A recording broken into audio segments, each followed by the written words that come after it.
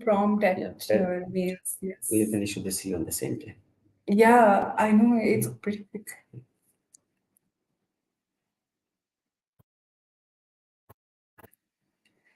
Yeah. Okay, so shall we begin? Okay, so hi everybody. So we have MOLLA today with us from AIDT here to have a quick questionnaire with us on the trade courses and the wet courses and every overview about AIDT. So thanks for being here, MOLLA. Thank you so much for giving me the opportunity and AIDT to giving me the opportunity to talk to you and the potential students. Certainly, it's our pleasure. So going ahead, so can you give us an overview about AIDT and how it is the journey with AIDT? Yes.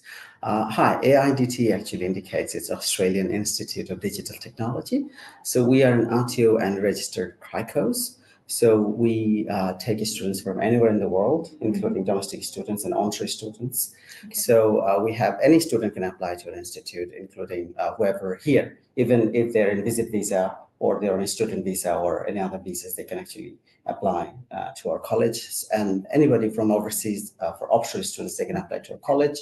And domestic students who are Australian residents and citizens, they can also study with us. So in our college, we have several VAT courses, very popular VAT courses. For example, we have cookery courses. The new one, some colleges are still running the old courses, but the new courses that came in from July last year, we have those cookery courses. Certificate 3 in commercial cookery, certificate 4 in kitchen management, and diploma of hospitality management. So we have these 3 courses, or somebody can choose to take 2 courses, Cert 4 and diploma, and they will be eligible to apply for permanent residency after they finish this course. We also have IT courses, for example, diploma of IT, advanced diploma of IT, and we have a specialization, cybersecurity, telecommunication network engineering. So we teach those courses, and students who actually finish those, they also have a pathway towards permanent residency. And we also have leadership management courses, diploma and advanced diploma of leadership management, and graduate diploma of management learning. So graduate diploma of management learning also has a pathway towards MBA. So they can do, so we are actually at the moment trying to, in the talking process with different universities, so that the students who are working, starting with us for 2 years, so that they can actually finish the 3rd year of a bachelor's degree with another university, and whoever studied graduate diploma, so that they can finish an MBA with another university. So we're actually advancing those talks at the moment, and hopefully it will be done within the next 6 to 7 months. We're hoping. Hopefully, so there will be a horizon of opportunities for students. That's lovely. So you name any industry, I think AIDT is here for you. So maybe management, maybe IT, telecommunication, everything, even cybersecurity. Cookery. Yes, cookery as well. So anything now, your name and the trusted destination is AIDT. So furthermore, can you elaborate on how the students get an advantage studying with AIDT over other market players? Yes, so the thing is, we have quality education. So being like myself, I'm actually a faculty at the Monash University. So I've been teaching at Monash University for the last 17 years. And I'm also a faculty member at the University of Melbourne, where I have done research for like 9 years. So that means I come from a really good academic line. So I'm not kind of a businessman, rather I'm an academician who actually focus on giving quality education to the students, because I work with the best universities in Australia. So, and we have kind of an hope that someday this institute will become one of the best institutes in Australia. So that's why we try to provide really good education compared to lots of other institutes. We're not saying that we're the best, but we're saying that we're trying to maintain quality. The second thing is that we will try to grow in future. So whoever is studying with us, they'll also get the benefit when we grow bigger. And the third thing is that we have competitive tuition fees. So we guarantee the lowest tuition fee. So that means if anybody gets a tuition fee lower than us somewhere else, we will definitely price match. So we give, we give the impression to the students that we have given them the highest quality education with the lowest tuition fee possible. So that is something that we excel in, that we are giving quality education. Some other colleges might not provide that. So they don't actually bother whether students show up or not.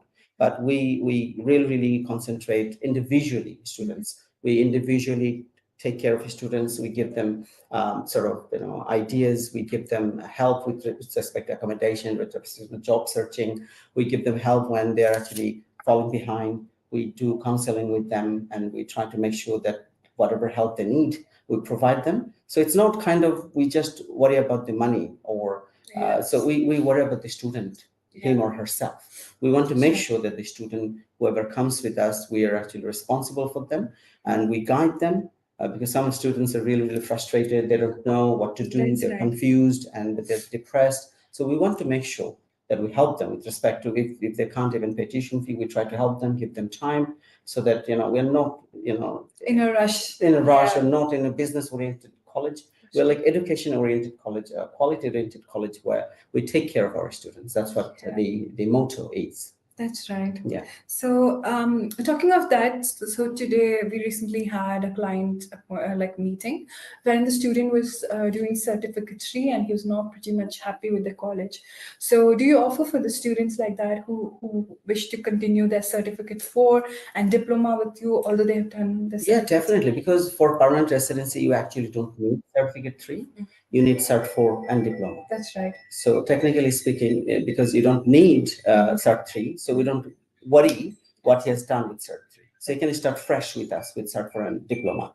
Having said that, even if you got another student, another client who has done some units of Cert 3 or Cert 4, they can come to us. We will give them credit. Okay. For those units. So that means they don't have, so they don't have to read those units. They can just complete the other units and finish the course. I think that's the concern with most of the students who visit our say that can we have a credit transfer and everything.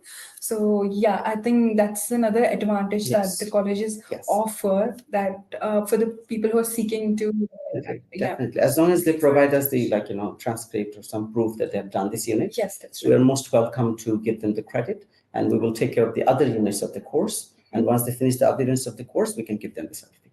Okay, perfect. That's fine. And how about the practical learning experience with AIDT? So practical learning, we have the kitchen. So we have a kitchen class for one whole day, the practical classes for the cookery courses. And for the IT courses, most of them are theory, except I think 5 or 6 units. Okay. So those 5 and 6 units, we have practicals, how to handle a router, how to handle, create Wi-Fi networks, secure and stuff like that. So those units, they will do practical. So at the beginning, they don't have to worry about those. So we have accommodated the course in a way that at the beginning, they finish the theory units. And at the end, last 5 or 6 units, they do the practical units and they finish the course. That's right. Because hands-on experience is also one thing that these days we are looking at, because not every student is good at theoretical experiences. Yes. So that's good. And how do AIDT ensures that the standards and everything are met? And what kind of procedure that it follows for the guidelines? Well, technically speaking, the government does it for us. The ESQA, they actually, do regular audits with every colleges. So that means every single college who offers these courses, they need to be, they need to ensure the quality. Having said that, some colleges may not do it the right way, but we try to do it the right way. We have consultants in place, our trainers, our consultants, and our staff. They always make sure that we do everything by the book.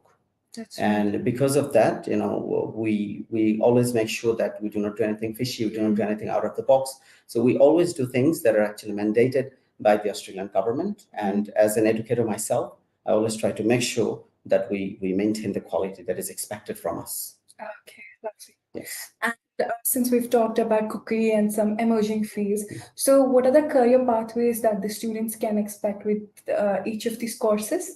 And what are the emerging fields that you are foreseeing in future? Sure.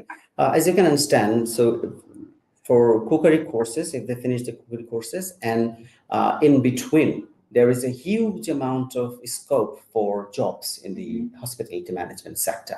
Every 5-star, every hotel in the city, in this state, or in this country, or every cafe, every hospitality venue. So everywhere there is an opportunity for our students to work. And we have arrangement with many restaurants where we will place our students after they finish their courses. We will do the placement for them to do 3 months of internship. So then they will have a practical experience in different restaurants and hotels and other places, and that will help them to secure jobs after they finish the courses. Having said that, most of our students actually do work part-time or casually during their studentship. So they already work in this industry. So that means once they finish the courses, there will not be any problem to get the experience they need to get the permanent residency. So that means they're already in that sector. So all they have to do is continue. And one more year after this study, that's it. And they can apply for permanent residency. I think they're ready to take over. Exactly. So that means our cookery students, they're already in their pathway to do it. And we guide them, we tell them to find jobs in this sector because that will be kind of relevant when they apply for permanent residency, right? And after they finish the after they finish the courses, they don't even have to look for jobs because they can actually get permanent jobs in while they're actually working once they get the degrees. And the second thing is with respect to the IT courses, as I said, so they will finish the 2-year course and then they in the 3rd year they will actually do placement year and then actually they can actually get jobs, apply for jobs, and there is a huge amount of demand for cybersecurity specialists.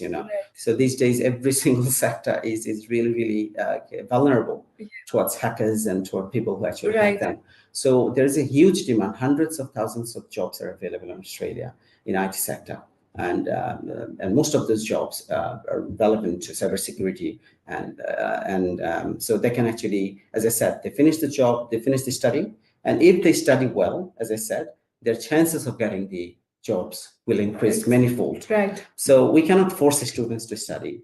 So while we can provide them the facilities, the trainings are there, the teaching is there, our learning management system is really good. All the materials they need already in the cloud, already in the management system. So if they actually provide a little bit of time, study well, and I can guarantee quite well that most of them will get jobs in the cybersecurity field. And the other thing is telecommunication network engineering. They don't even need an experience.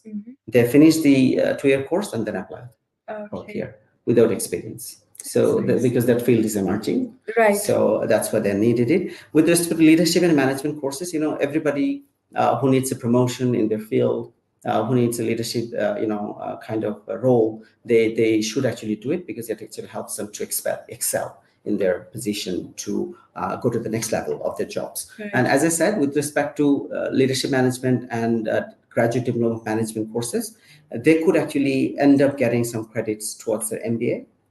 So if they want to do an MBA in the future, so maybe they can fast track it. Exactly, they can fast track it, and we're actually in the process of doing some MOU with some universities where most likely if they finish a 1-year graduate diploma management course with us, that will give them credit of half of the MBA course. So they can do the rest of the half of the MBA course in the university and get an MBA. That's lovely. That's an interesting point. I think those who seek to learn more about management and leadership, I think they could start a little and then they can finish off with their higher education. And these courses are not that difficult to study. They're very easy courses and less units. For example, diploma and management is 12 units, advanced diploma 10, and graduate diploma only 8 units. So that means they can actually do it at their own sort of pace. And actually, as long as they attend classes and submit the assessments, they pass the assessments, we give them the degrees. That's it. That's right. I think it accommodates every learner. Like there are fast learners, there are slow-paced learners. So I think these courses accommodate all kinds of learners who are seeking to learn new courses and enroll into them. That's interesting. And what about the financial assistance, like the scholarships and any waiver of or? Yes. So as I said, like some universities or some institutes, what they do, for example, the courses, IT, diploma of IT, it's equivalent to, for example, 1st year of undergrad level course. So universities, any university in Australia they go, the tuition fees are in between $25,000 to $30,000 per year. Or the course. But here we have already deducted it, like, done, you can say that we have already given so much scholarship in that course that we have actually reduced it to only $12,000 for onshore students, $14,000 for offshore students, the whole course, 1.5 years. So technically speaking, we are actually taking only $8,000 per year. Compared to $25,000 to $30,000 of the university. So what we could have done, we could have said it is $20,000. And we're giving 70% scholarship. So we're not doing it because the agents are involved with us. So everybody needs to know what is the actual fee the students are paying. Right. So that's why when we go overseas, the overseas students do not understand this. So we tell them that we have 50 to 70% scholarship, which is true because instead of $25,000, we are only taking $8,000. That's right. So it is like 1/3. Yeah. So technically You're speaking, we're giving saving 70%. extra. Exactly. We're giving 70% scholarship, or we're saying that you're paying only $8,000 by. So, so if you put it that way, the scholarship, it is going to be 70% or 67% scholarship, or you can say it is the lowest tuition fee in the market. Yes, that's right. So, talking about that, can you explain more about success stories of the past out students or the students now associated with? Yes, so we have, many students were actually studying with us and actually doing quite well. As I said, that we guide them. So whenever they need, so whenever they will need us at the moment, so whenever they need us with respect to guidance, like peer pathways or finding jobs and stuff like that. So we have our staff members who are always there to help them out. So these, like when our students regularly come for studies and regularly submitting their assessments, we believe that we're successfully conveying the education that we're supposed to. Right. So that's our success, that when a student feels that they're actually getting what they paid for, I believe this is the success of an institute. Yes. So that's what we're actually saying that we do, that we provide what we promise. I think it's really satisfying when students come back and they're very contented with the learning journey that they have. Yes. Yeah. And could you provide like a brief about the processing time? How long is it going to take? So if I apply today, let's say. Yes. So if it is an onshore student, so we do the same day everything. Even the COE? Yes. Okay. So it's the same day process. If they apply, if they fill out the application form, send it to us. And if everything is in order, especially we look into whether there's any gap or whether the English language requirement is done. Yes.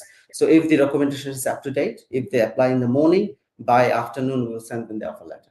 If they sign the offer letter and send it back with the payment, we can send the COE by the evening. That's like not even 24 hours. Not even 24 hours. So it depends on the student's pace, right, or the agent's pace. So if so it's a little bit of give and kind of give and take. So you send us the application form, we send you the offer letter. You sign it, send it back, and pay the money, we send you the COE. Right. So that means if you're fast, we are fast. But if, for example, I send you the offer letter, you do not sign it and you do not send it back, it will be hanging there. So once you sign the offer letter, if you do not make the payment, we cannot issue the COE. So we are still hanging there. So if you're fast, trust me, we are the fastest possible institute most likely in Australia, that we do everything on the same day. Even we have a record, it didn't happen the same day because students, they didn't send the offer letter or they didn't send the money. Yeah. But we have many records of doing it within a couple of days, within 2 days. Everything done. I think recently we had a student who had got their offer letter and COE, everything within 2 days. Everything within 2 days. The payment is done and the signed offer letter. Most of the students you sent to us, everything was done, I think, within a couple of days. Yeah, I think the maximum was 3 days. Yes, because the student didn't make the payment. I think that's because of that. Otherwise, I think it was pretty well. And very interestingly, we even issue COE on Saturday and Sunday. Yeah, so yes, that's true. So even on the weekends, we do get emails from AIDT. Yes. And another thing that we want to talk about is what can the student expect, like once they step into AIDT? So what kind of educational journey do they expect? As I said, one thing that the students need to realize, that we're not a university. So universities have bigger infrastructure. So they have buildings after buildings, they have these and that, and that's what they're taking $25,000 to $30,000 per year. And compared to them, we're taking 1/3 of that payment. So it is expected that we will not have infrastructure like they have. So we will have a smaller infrastructure, but we will have everything the university has. So we'll have a learning management system, we'll have a student management system, we'll have the college, we'll have the labs, we'll have the classrooms, we have the reception, we have where the students can hang out, and near our venue we have a full-fledged shopping center. Our college is actually situated in a building where you have a full-fledged shopping center. So there is a 400 square meter food court. Oh, So there were like, hundreds of shops around our college because it's the middle of the city. okay. On Bark Street. So because it's in the middle of the CBD, so you have all accesses, public transport and food and shopping, everything you was have covered, there. yeah. So although it's not like, in the same, in our, property, but it is in the same Accessible to building, everyone. accessible to everybody. Yes. So that means we might have a comparatively little structure than the university, but we have other facilities available, which the students may not feel. They're lacking out. Yeah, exactly. Yeah, that's right. And can students pay in an installment plan? Because not Yes, everybody yes. can afford the fees at a go. That is correct. So there are two things that we do. If the student is onshore, then we don't actually worry about the tuition fees, whatever they actually can afford to pay. Right. For example, even if they want to pay $500 tuition fee, still accept. And then they can pay it monthly or termly. So it's up to them. So we give them the option. Okay. So they can pay monthly. For example, it will come $750 per month. They can pay it, or they can pay it termly. Like 3 months or 6 months, 3 whatever. months. So we have 1 to 3 months. They can pay it termly. So that means for onshore students, it's not a big deal. They can actually choose to pay whatever amount they want, but they have to pay a little bit, like 500 to 1,000 minimum. Yeah, the minimum. We recommend minimum $1,000 tuition fee minimum. Then if the student is offshore, then there is a problem, because offshore students, they need to apply for visa. Right. And when they apply for visa, the visa officers, they seem to take a look how much they paid financially. Yes. So because they say that we're financially well off. But then again, the visa officers ask that if you're financially well off, then why didn't you pay at least 6 months of tuition fee? So the feedback they receive from lots of immigration agents or from the, around the visa office is that the visa officers are keen to see that whether the students have paid at least 6 months of tuition fee. Is it really stable enough? Exactly, right. So if what we have seen from our experience, if the student paid the whole tuition fee of the first course, they have a really, really high chance of getting visa, because they have proven that they have financially, they're well off. But for overseas students, we kind of enforce that you pay at least for 6 months of tuition fee. Otherwise, there is a high chance of a visa being rejected. That's right. But personally, we do not have any issue. Again, if an overseas student pays us $1,000, we don't mind. Yeah. But then again, we want them to succeed. That's true. Because eventually you'll have to pay us the tuition fee. So if you have to do it eventually, why don't do it now so that your visa could be granted? That's right. So that's the only issue. Otherwise, for example, some developed countries, like from overseas, there is level 1 countries, right? From level 1 countries, if they give us $1,000 tuition fee, we still give them CE. Okay. Perfect. Even if they're overseas. Yes, definitely. Yes, but the level 2 or 3 countries like India, Pakistan, Bangladesh, Nepal, or Sri Lanka, we seem to kind of advise them that pay at least 6 months of tuition fee. Otherwise, the visa success rate might go low. But if they're from developed countries anywhere else, like level 1 countries, then we don't mind about tuition fees. Okay. It's only for the visa restrictions that you ask them to be on the safer side. That is correct. Okay, thank you so much for being with us today. I think it was very insightful, and we had got really good learning lessons today. Would you like to add on anything? No, that's okay. It was. I thank XCEL Global Services and Purvi especially and Praveen to give us the opportunity to sort of convey our messages on their portal. And it will be really glad to see some of you students to come to our institutes and study with us. And hopefully that will give you a good opportunity to grow in future along with us. Thank you so much. Yeah, so now you know where to approach for your passport to your learning journey and your wisdom. That is AIDT, your trademark for all the courses, the trade courses, and the wet courses as well. So thanks for being with us today. For any questions, you can log in to our Instagram page and Facebook page, and you can comment whatever are your queries, and we would definitely be there to help you out with that. So I'll get back to you with another live session. Thank you for joining me today. Have a lovely day.